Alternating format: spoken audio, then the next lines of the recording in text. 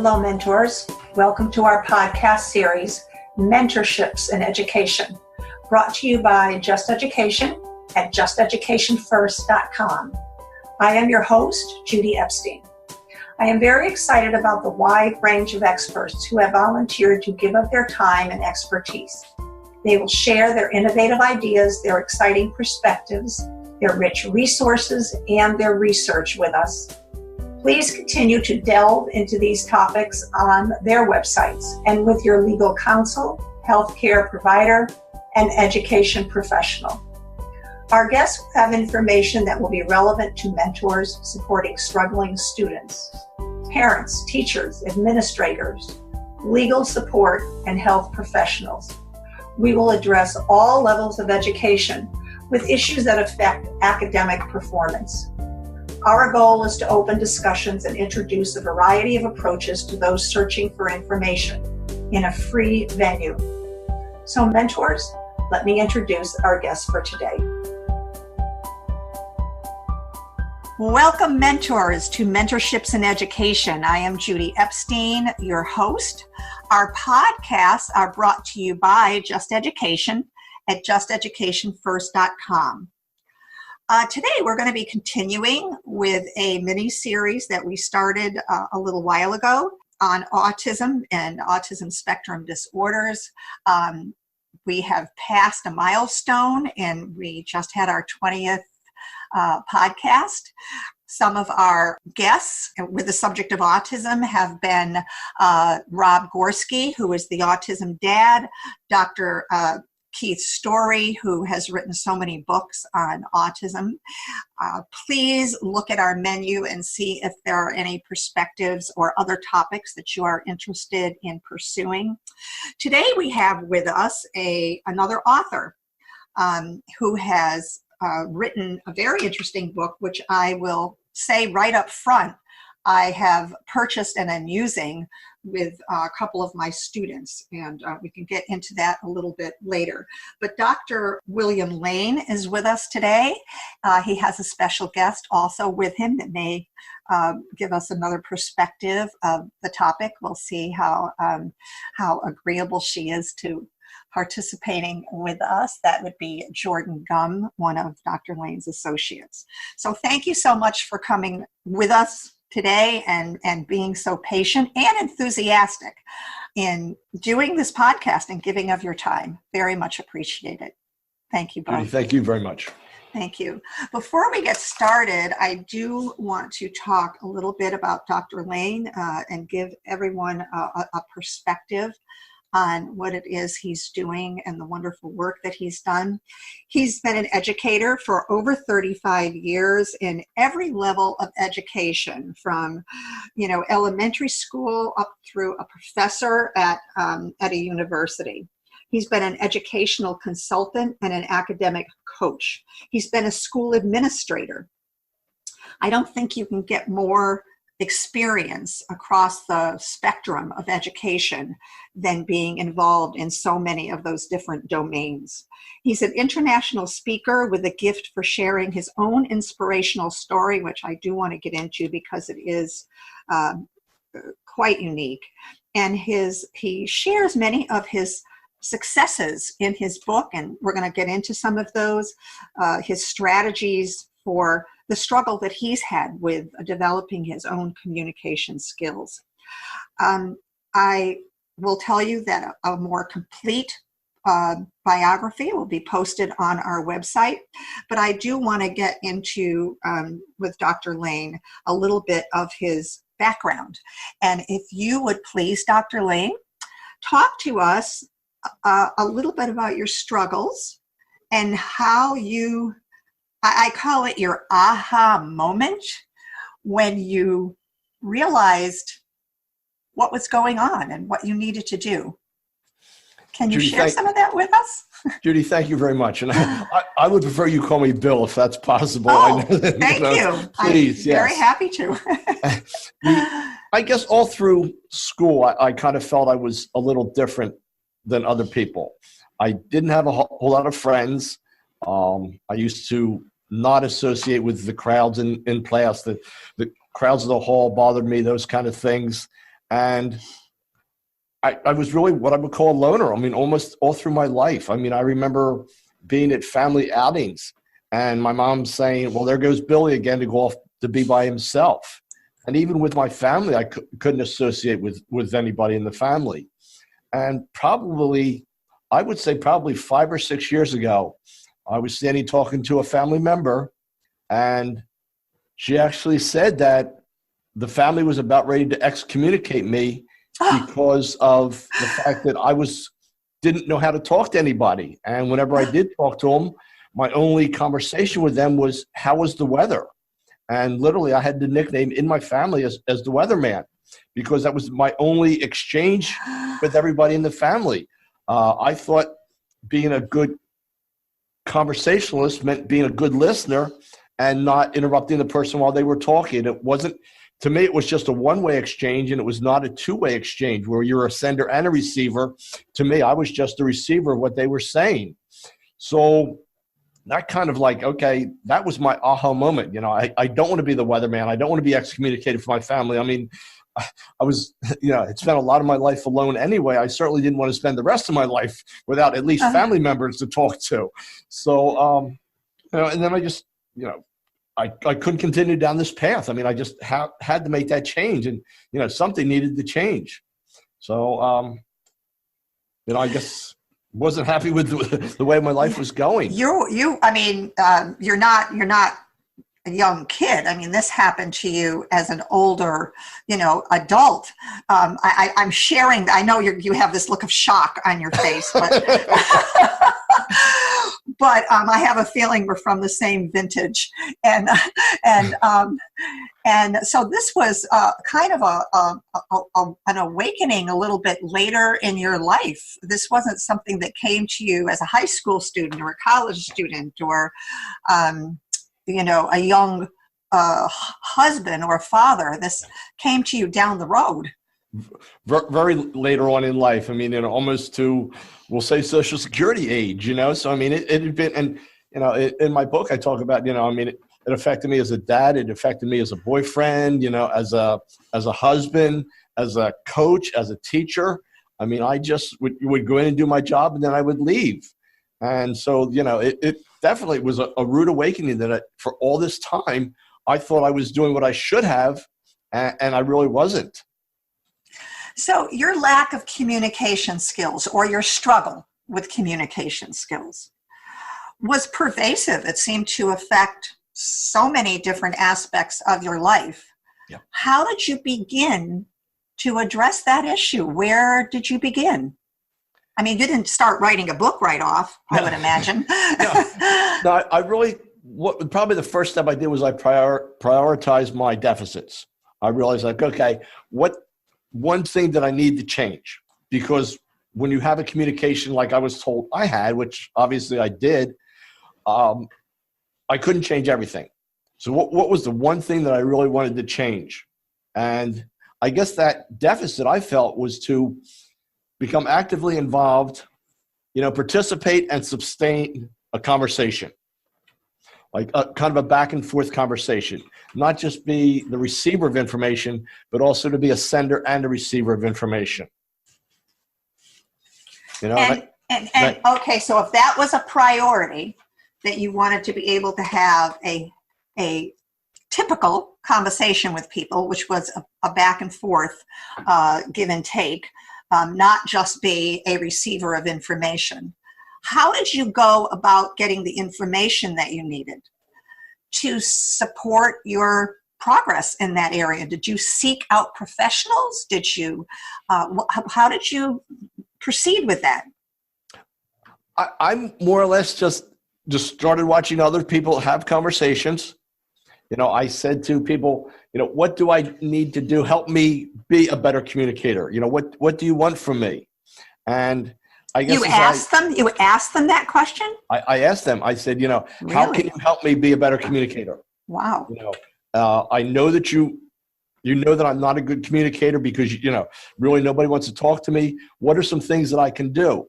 And even on my own, I started like making a list. So like if I would talk to somebody and they would mention, well, we're going to the the doctors, or we're going roller skating, or we're doing this activity, I would kind of make a note.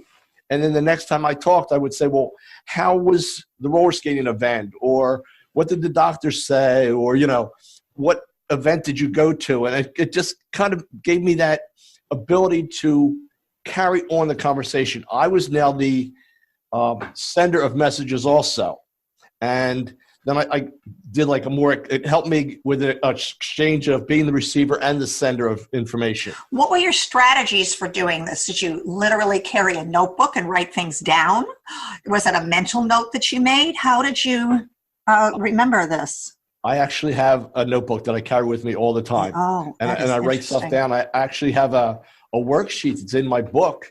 It's like the first column is the person, the second column is their interest, and then the third column is some some questions.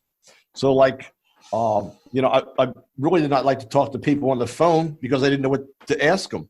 But if I was talking to my grandmother who liked to garden and liked to can vegetables and, do canning and all that kind of stuff, I would say, okay, what are you canning this week, or what's growing well in the garden, or how are your flowers doing? So at least showed that I had some interest, and it gave them a chance to respond to me.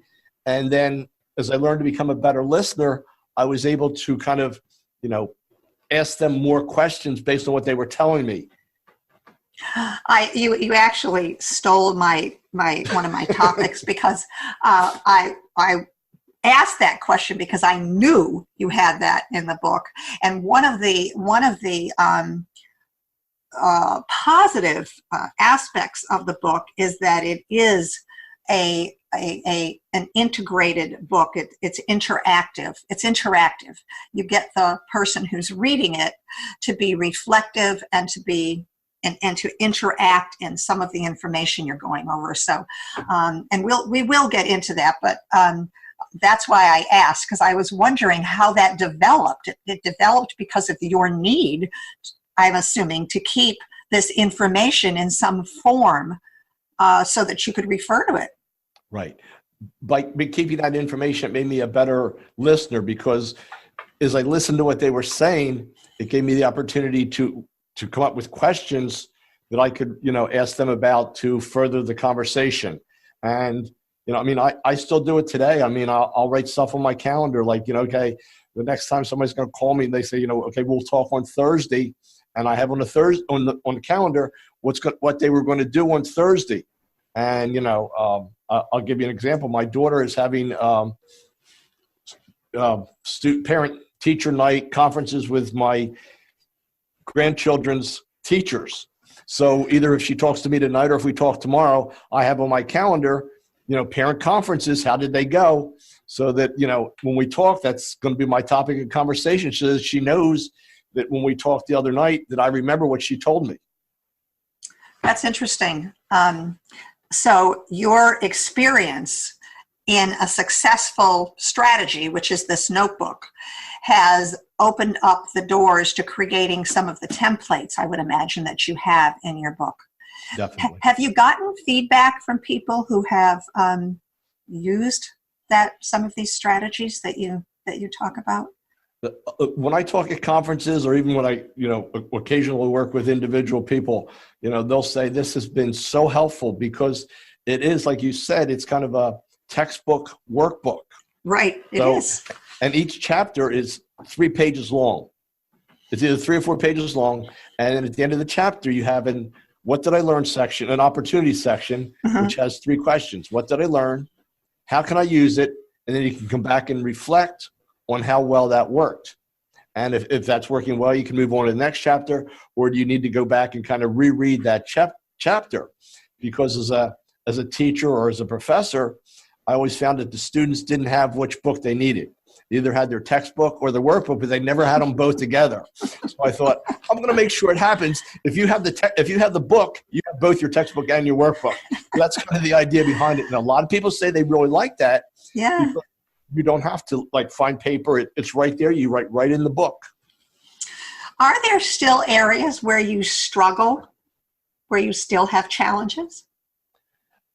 I think there are. There are situations, and I can give you one situation when I walk in a room and I don't know a lot of people, and maybe I don't know anybody at all, that's still an area that I struggle. But one of the things that I've kind of forced myself to do, and this was a very gradual process, I'll use the analogy, I try to be a politician, and I try to talk to at least one person. I try to say something to at least every person in that room. Mm-hmm. Kind of work the crowd. I kind of work the crowd. That's just it. You know, I mean, even at family events, that's what I've started doing. You know, before I would talk to like one or two people and there might be like 30 people there. But now I make sure I actually go to everybody and say something. You know, that's a nice, you know, outfit you have on, or I like your new haircut, or just something so that it gets me to interact with everybody in the crowd. And, you know, so yes. Do you have anything to add to that, Jordan? Would you like to give some perspectives on where you feel Bill is cognizant of some situation that's coming up where he might dialogue with you a little bit on how he's going to work the crowd or manage the group that he's going to be speaking with? Absolutely. Even on a personal level, something that one of my first impressions of Dr. Lane is that he always remembers something, a very small detail. Like he referenced earlier with his notebook. It's miraculous to me whenever I have either on the phone or face to face, he always seems to recall a small detail that I didn't even realize I had said the previous time I was talking to him. And that was even before I knew him very well. That was such a positive impression, just as another person, not even as an associate, but just as a friend. Think that, oh wow, he's really listening, he's really engaged, he really is interested in what I have to say. And to be honest, it's even challenged me to be more cognizant of other people and what they're saying in the small details. When it comes to him speaking more so in his performative of ways, I think that's something Dr. Lane has a great capacity to do, is even if he's speaking to, let's say, a group of 30 or 40 or 100 people, you still feel a very personal connection with him. It doesn't feel like, oh, I had this experience, I learned from it, I'm just shouting it out into the void. You really feel his heart and his desire to connect with each individual person, not just on the sense of doing that, but because he knows that individual pain. And that's something that, as a person, I feel like I'm very blessed where I talk a lot. I didn't feel like I had a lot of communication difficulties, but I've learned through him what that pain and that isolation is like. And to see him to be able to connect with somebody who has the same difficulties on the first interaction, whether that's face-to-face or if it's him, once again, speaking to a large group of people, that's always been very impressionable on me. That's great. That's quite an insight. I appreciate your sharing that with us. I think this is a good time to mention that your book is called Stop Being Invisible, Overcoming Communication Barriers. It is by Dr. William Lane. It is on Amazon. It is a bestseller on Amazon. It's very affordable. So if you have someone that you think might benefit from this, whether they're in your family or a student. As a teacher, I bought this for some students I'm working with. Certainly parents would benefit from reading it. With children who are younger, too young perhaps to actually read the book, but they could support them in some of the suggestions you have. And some of the kids I know that have communication challenges really feel isolated and don't know how. And some of them are very young kids, like 3rd, 4th, 5th grade. And perhaps this wouldn't be a book that they could read, but certainly parents or teachers could support them with that. So talk to me, Dr. Lane, Bill, I'm sorry. I find that hard.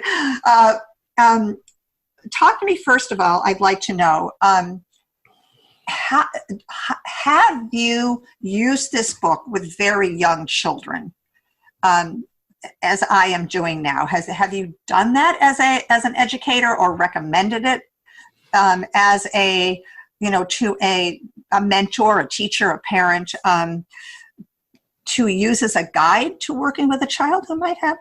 Yeah, I have recommended it, and I have used it myself. Most of my speaking is to large groups, as Jordan was saying, but I've had people come up to me and they'll ask me questions. I mean, and I can give you an example. I had one parent who came up to me and said, Dr. Lane, every time I pick up my daughter from school, I say, "How was your day?" And she says, "Fine." And then she puts her earphones on and we don't talk the rest of the way home. And I said, well, when you ask a question or when you're trying to have a conversation with somebody, you need to think of the analogy of a tree. So you have a tree branch and you say, "How was your day?" And they say, "Fine." That's kind of the end of the conversation. But if you say, "Tell me 3 good things about your day," now you have a tree with 3 branches. So you pick one. She says, "I ate lunch with Sally. We had pizza and carrots, and there was a fight in the cafeteria." Sorry, I'm a middle school and high school principal, so the thing that comes to my mind is always fights in the cafeteria for some reason. Sorry, but so you would say, "Oh, well, did you like to, what was, what kind of topping was on the pizza, or what did you dip your carrots in something?" So now you've extended that conversation more. And if you're a good listener and pick up on the things that they say, and that kind of forces you to be a good listener, because in order to ask a further question, you have to kind of have paid attention to what they say, and your tree can just keep building and building. I mean, you could probably, I could probably have a conversation with that student all the way home, no matter how far they lived from the school, based on what she said. So I don't remember reading that in your book. Did you have that in your book? Yes, I do. It's actually on page 27. How did I miss that? That's a great analogy. That is really a great analogy. And no, I may not have the tree on there. But, I do know I do have the one about the carrot and all that kind of stuff on page 27. I'm pretty sure. All right. I don't. Yeah, I didn't. I think the tree was something I came up with later on, and I used that in my presentation. That is. I like that. That is a really. It's a visible analogy that people can relate to as an example when they're talking with their children. In your book and some of the other things that I've read, you talk about a particular approach to developing communication. You start with being positive, and you talk about starting small with family and friends and staying on topic. I'll read what I have. Sure. Then slowly advancing your circle of influence, not to be dissuaded by some unsuccessful attempts, but to celebrate the successes. And you keep saying practice, practice, practice. So can you talk a little bit about this approach that you have and kind of elaborate a little bit on each of these? Because Sure. they're so important. Yeah, it's my 6-step process, and it's something that I use that I found seemed to work for me. And the people that I've used the book with, they seem to think it works also. Is you need to be positive, because I think there's a lot of negative going on in society right now. People need to hear something positive. I heard about that school shooting. Well, really, that's not something. And there was one actually today. Out in California. Oh my. Yeah. And, people don't want to talk about that, but something that's positive, wow, and a good positive one is the weather. Everybody wants to talk about the weather. How was the weather? You have a lot of experience in that area too. Yes, I do. In fact, when I was growing up, I wanted to actually be a weatherman. So if that's what influenced me or not, but I wanted to be a meteorologist. So, but just your conversation should always be of a positive nature. Okay. And I think that sets the tone that if you're a positive person, people will be positive back to you. And, just as you greet people, even with just a smile, if you seem excited about the topic, that kind of will draw people in. Okay.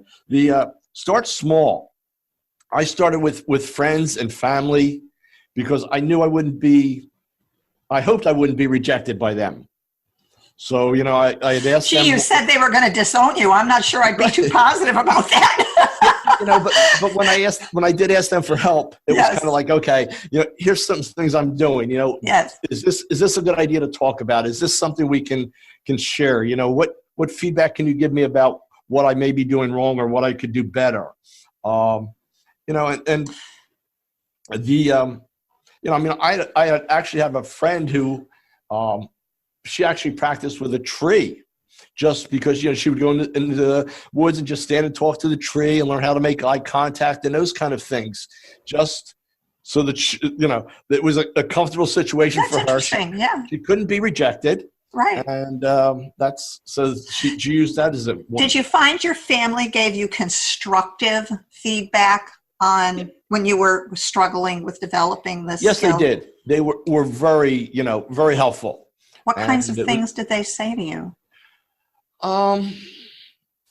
You know, I think that the be positive, you know, not to be critical, you know, here's some good topics that everybody likes to talk about, you know, the weather, their children, their grandchildren, okay, those kind of things. I think that's what I found most helpful from them. Okay. You know, and stay on topic, because another one was stay on topic, because and in the book, I actually talk about, you know, I was talking to a neighbor about her garden, and this other neighbor came over and started talking about a letter he had gotten, and then how he talked about he had a budget for the homeowners association, and kind of like totally went off topic. Rather than join our topic, he wanted to just talk about his topic, and we kind of excused ourselves in a very polite manner, I hope. And we just carried on the conversation somewhere else where he couldn't see us, which was probably not a good idea. But like, we wanted to talk about what we were talking about, not be distracted by his concerns or whatever. So, you know, and I guess the fourth one would be to advance your circle. So once you I just want to ask you, how did you, when you talk about developing a greater circle, how did you choose where you were going to go to do that? Did you do it, you started with your close friends and family, but then how did you advance your circle to develop your dialogue? Did you do it professionally? Did you go into meetings and try and develop it? Because that's kind of a scary thing. It would be for me. It is a very scary thing. And the way I did it was I kind of like looked for people who were kind of acting like I would have if I was having a communication issue. Oh, okay. And you know, I would look at like people who were like kind of standing up against the wall and weren't really committed. Maybe were eating lunch by themselves during a big event, and you know, who had taken their meal out and were sitting at a private table away from where all the gathering was. And I would just walk up to those people and start talking to them. I think I share in the book about a person who was eating a cookie on the up against the wall while everybody else was kind of in the meal and enjoying everything. And I walked over and talked to them and said, hey, you know, we just started a conversation. First of all, that's very observant of you to notice that. But on another note, do you feel that you chose this profile person to initiate a conversation with because they were perhaps a little less threatening than some of the other individuals in the room? Yes, I do. You know, it was kind of like, okay, I know what it feels like, or I know what kind of feelings you're having being overwhelmed in this situation. So let me kind of break the ice with you and bring you into the group, even if it's just you and I, you know, and then maybe somebody else will join us or that will help. But I would kind of look for people that I remember myself as being in that situation, you know, or like as soon as the speaker was finished, they were out of the room and like looking for another place to go, or, you know, there were a lot of times that I would, you know, go places and like I literally would go into the bathroom and not go to the meeting because I was so ashamed and so embarrassed to go in because I just didn't have that social skill to break that door entryway event. You know, so that's not being afraid of unsuccessful attempts, the next thing you talk about, but persevering and not letting those difficult moments dissuade you from taking the next step. Right. So celebrating the successes that you've had already. Right. Jordan, can I get you in at least one more time here? Have you been privy to any of these difficult moments, or even successes, or that you can share where you've seen Bill in different areas? I mean, maybe if he's used to talking to 40 people and then all of a sudden he gets in and sees, 300 people in the audience, that could be disconcerting. I'm not sure. But from your perspective, have you seen anything that you could share with us? I've, I don't know, I don't want to say been fortunate, but I've known Dr. Lane for only a short period of time, a little less than a year. So I feel like I've seen him as the communication expert. But even in opportunities, it's interesting to see I'm going to call it the beat change. There was an instance in which Dr. Lane was actually heading up a workshop. And so before the workshop, it was the two of us, talking, cutting up as friends do. And then I can see I'm going to call it the hype up. As we're getting closer to the workshop, I can see maybe there's a little bit of anxiety, even though it's a subject matter that he's more than comfortable speaking on, and people that are going to be attending in a sense, if he knows how he can help them. And so it's interesting to me that even seeing him now as an excellent speaker, I would say an excellent communicator, I can still see where it's still a very intentional practice, even though he's worked very hard to get to where he is and to be able to develop a formula for other people who are in the same position he was in. It's not like, oh, I was cured, it's not like one day I woke up and, I can suddenly, sing in front of a theater of people. I can still see where it's still a very intentional practice and something that he, once again, intentionally does every time. That's an excellent point. Bill, would you agree with that this is something that you still are very cognizant of, and it's a conscious effort whenever you go out in groups to kind of be metacognitive about what it is that you're going to be doing?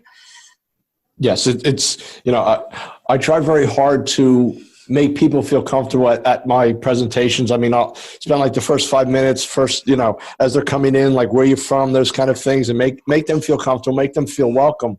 But I'm also I don't want to say brazen, but I'm a little sometimes exertive. I mean, and sometimes if it's a really good day and I really feel like being a little wild, I mean, I will like open the door for people at like restaurants and say, welcome to Ruby Tuesdays, because and I'm the new doorman they hired or something, just a joke, and they'll start a conversation or something, and I was at the bank today and I deposited a check, and as I was leaving, the UPS man was coming in, and I kind of held the door for him, and I said, nothing holds up, the mail service, and he kind of laughed and exchanged a couple words, and then I walked out. So it's that kind of stuff, just to add. I don't want to say levity, but just to add something to people's a little day. levity. Yes, it is. Yeah, it was just. Yeah, and it was kind of a communication exchange. We, 5-6 words. Oh, how you doing? How's your day? Yeah, I'm really busy. That kind of. But it was just enough that he knew that somebody else was aware that he was doing his job and was actually a person in the world today. So share the story that I chuckled with in your book. We're talking about humor, about your niece Melissa's wedding day. I chuckled at that. That was really cute. Thank you. My niece Melissa decided that she was going to get married. I don't remember the exact day, but I'll relate it in a second. And May 19th. May 19th. That's right. It's my mother's birthday, and so that was the same day that the Prince William and Meghan were getting married. So I called my sister and I said, after much thought, I have finally decided that I'm going to come to Melissa's party and ignore the invitation that I had gotten from Prince Meghan. So that really, I bet that got a chuckle though.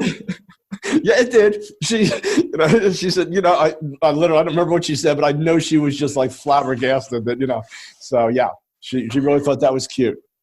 And I would imagine that developing that sense of humor was a process for you, because I would take a guess that this wasn't something you had in high school or as a young adult, a perspective of appropriate humor that other people would be able to relate to. Right. And I think that's one of the things that helped me in my communication improvement, was being able, and in my, being able to be a better conversationalist, was the use of humor. Just throwing a little of a funny quirk or something. And, that's a good way to start a conversation. And like you said, as long as it's appropriate. Right. But I mean, I found it very successful for me. Tell me about the 5 C's. Okay. The 5 C's, the first one is clear. We kind of talked about that before. It means like staying on topic, using appropriate questions and responses. And I think by doing that, you continue the conversation on. If you're not going to carry on the conversation that the person wants to have with you, they're going to do what I call, they're going to grade up. They're going to lose interest in the conversation and look around for somebody else to talk to. Wow. Because if you're not interested in their conversation, they might as well not even talk to you. They can find somebody else who will carry on the conversation. Well, that's what my students are telling me when I'm trying to explain something to them and they're looking around. Okay, now I understand. Boring. Yeah. And the second is complete. I think you have to express your idea completely to avoid misunderstandings. Mm-hmm. A lot of times we say things and people say, I wonder what that meant. And a lot of times with our use of technology, we may send a text message and somebody will say, what did they really mean by that? Were they are they mad at me? Are they not, what are they trying to communicate? The third C is concise and consistent. Mm-hmm. And those go together. That I use them, as one C. It should be free-flowing with active participation by both the sender and the receiver. So sometimes you are the one that's talking, and then sometimes the other person is talking. Where in our original conversation, we were talking about I was just the receiver. I let everybody else do all the talking. I did like 1% of the talking, and they did 99. It should be about a 50-50 split, because people are not going to be interested if you're talking all the time, or as I know for a fact, people are not going to be interested if you're listening all the time either. They want some feedback. They want to know that you're interested in what they're saying. Do you, before you get to the next one, sure. I have a question. I did not see in your book, but you may have covered it. Do you talk about the nonverbal yes. Communication of, nodding your head and eye contact? And I saw that in the table of contents, but I didn't get to read it. But right. When you talk about participating in a conversation, it doesn't always have to be verbal participation. Is that correct? No, not at all. I mean, there's a number of ways, and nonverbal is a big one. I mean, so many people don't realize that, making the eye contact or nodding or just smiling when someone's talking shows that you're interested in their conversation. So, that's a big thing. And I think don't think people realize that, that you walk out and you see somebody who's like, looking away from you or, has their arms folded when you're talking to them. I mean, that's a closed body. And I mean, it's like, I'm not even paying attention to you. So, I also talk to people about leaning in closer to the person who's talking. A lot of people want to sit back in their chairs and kind of like relax when somebody else is talking. And that's, in my and in the, I think most people would consider that very inconsiderate, and I talk about the hula hoop. If you're just meeting somebody for the first time, and this is something I do during my presentations, I'll bring out a hula hoop. And if I'm just meeting somebody from the first time, I'm at the far end of the hula hoop, and the front of the hula hoop is against them. As I get to know them, I may be in the middle of the hula hoop, and they're at the end. And then I would be closer to them the closer we are. So that's a good analogy of how the distance should be for proximity. Yes, one of my students has a big problem with personal space. Yeah. Yes. And often is right up in my face to let me know what his opinion is about things. So we're working on that. So the next C, then move on. Let's move on to the next one. Okay. And share with me. All right. I think it's correct. Correct. It is. Yes. Correct. Yes. Okay. I think with being correct, you have to, use the words correctly. I think if you're using poor English, or if you're not addressing somebody in the right way, that could be a problem. That will cause conversational problems. I know that. And if you don't mind, Judy, I'll use you an example. No. You chose to address me. No. You chose to address me as Dr. Lane because that's my correct title. Yes. And it really wasn't until you were kind of like, I don't want to say given permission, but I said, call me Bill, that it was okay. But if you walk up to your professor at the university and were to say, hey, Joe, can I ask you this question? There's going to be a conflict there. I can guarantee that, And I mean, Jordan and I, are, we're friends, she's known me for about a year now. I mean, we are sitting probably elbow to elbow, but she has never in the last year called me Bill. It's always Dr. Lane. It's that proper title. So, I am so honored. So, but I think that's a big part of the conversation and communication. So, courteous, is that all part of it also, the correct, the courteous, or is that, I think you kind of combine them? But, also, pertinent information, something that's easily understood. You don't want to waste people's time. So you want to be courteous of other people's time. Like, I think I kind of say say it in as few words as possible. Nobody wants to hear you ramble on for an hour when you can say it in like 3 minutes. So here is a question for you. Okay. With all of the I have two more questions. We don't have a lot of time, but I want to get these two questions in. What do you think technology has had an impact on a negative impact on our ability to develop communication skills? I think it has impacted our ability to communicate. I think it is helping us lose our desire for communication. It's also helping us lose our desire for companionship. Interesting. Okay. I think we're becoming a bubble society where people kind of live in their own little bubble. And, I will give you an example of that. I mean, if there's a Monday night football game on, and I don't stay up long enough to catch the results, I can remember saying to like somebody, the first person I would see, did you watch the game last night? Who won? Well, now I don't even have to do that. I can look that up on my technology device. So I don't need to carry on the conversation with anybody. So, we've become isolated like that.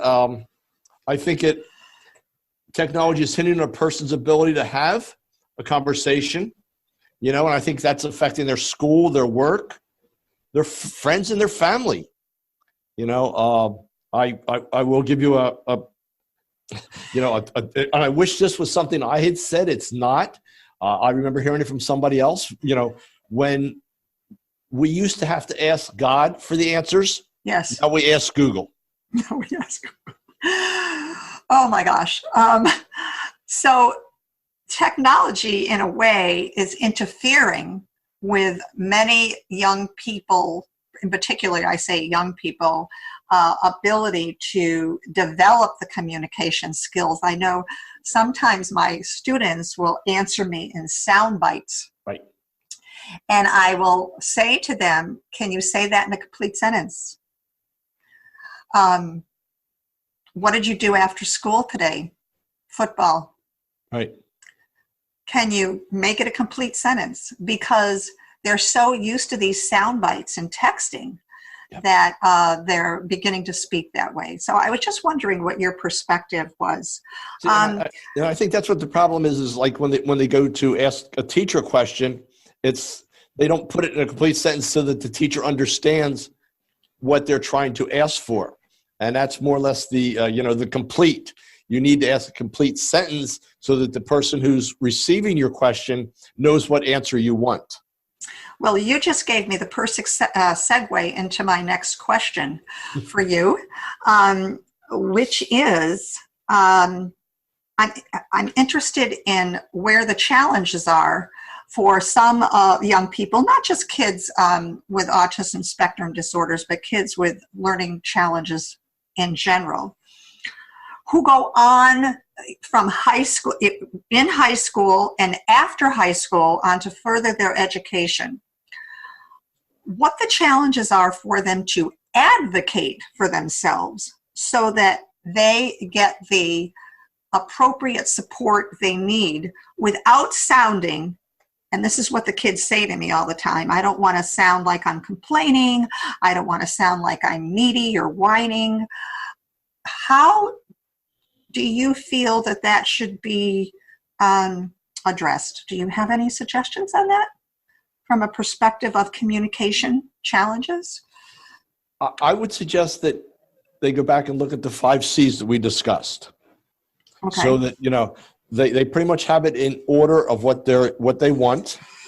That is a problem because in school, everything is advocated for them. Everything is given to them, by an adult or someone else who plans their, growth during high school. And then when you become out of high school, you have to self-advocate, you have to self-declare, which for a lot of students is very difficult. Yes, I'm finding that. Right. They don't know how to address the professor. They don't know how to they don't know where even on the university campus to go to.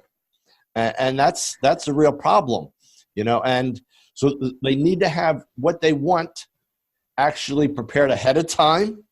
And that's one of the things I do is I help universities make it more easy for students to self-identify. And then I also work with students to be able to self-identify and say, here's what we need to do. Here's how you can do it.